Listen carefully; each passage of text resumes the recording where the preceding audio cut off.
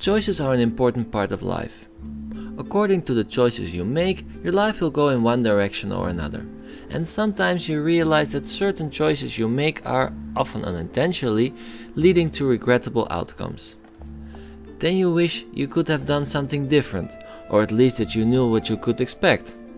This is exactly what Stories Path of Destinies is about. In this game, you play as the fox Reynardo, who used to be an adventurer, but he retired and settled in a small town. Then his town got attacked and purged of all books. Why? Well, the Emperor deemed books as dangerous. Reynardo managed to save a book, had to flee and found himself a fugitive. There was only one thing he could do.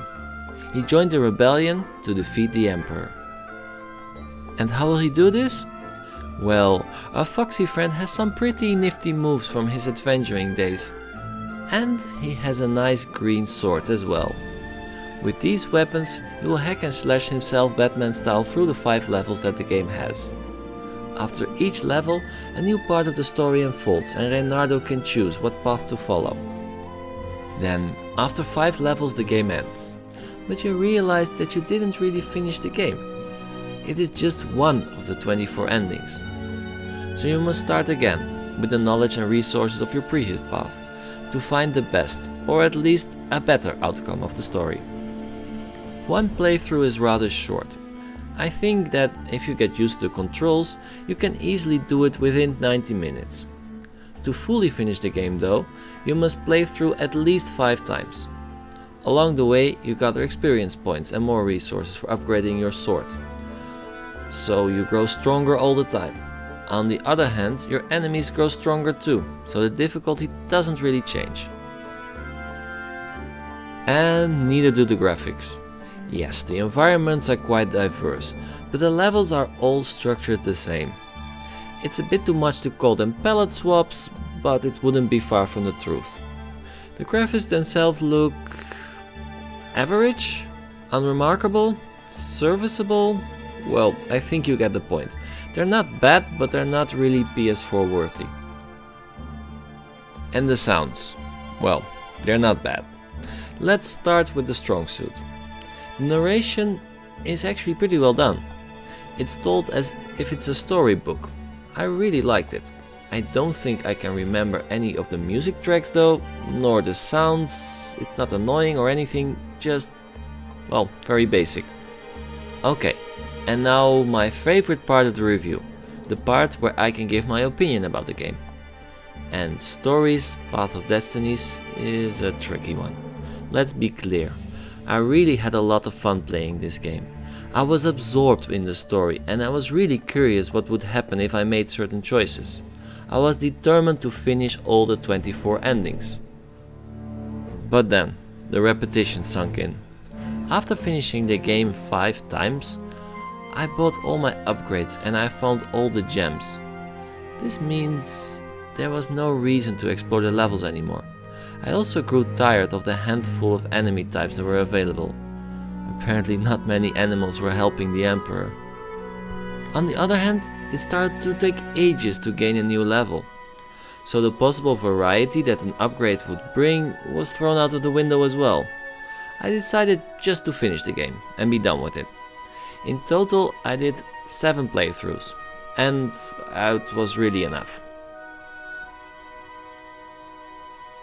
Was it really such a bad time then? No, not at all. As mentioned above, the beginning was great. The story seems simple, but it has some really nice touches. For example, the evil Emperor is not that evil at heart. He's a toad who used to be a benign ruler until he realizes that he is quite weak, so the only way he can stay in power is with an iron fist. The artifacts he's looking for bring power, but also corruption. If you use them, can you resist to be a good ruler, or would you misuse them? On the other hand, the hero of the story has a past that doesn't seem so favorable. The fox is sneaky and no one really trusts him.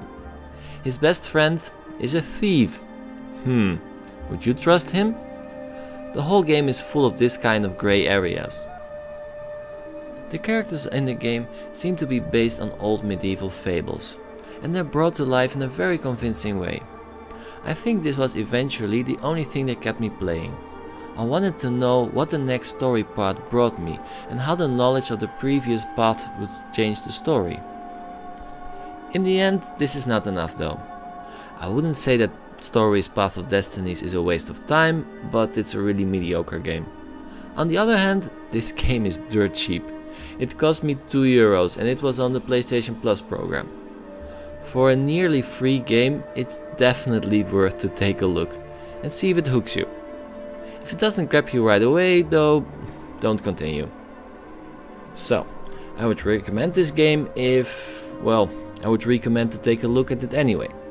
Try it, play it for an afternoon, do a playthrough and, enjoy it, or not. So, this was my review from the game Story's Path of Destinies. What a stupid name, by the way. I mean, it's like calling your band The Music or Live. Without that subtitle, it would have been impossible to find anything about this game.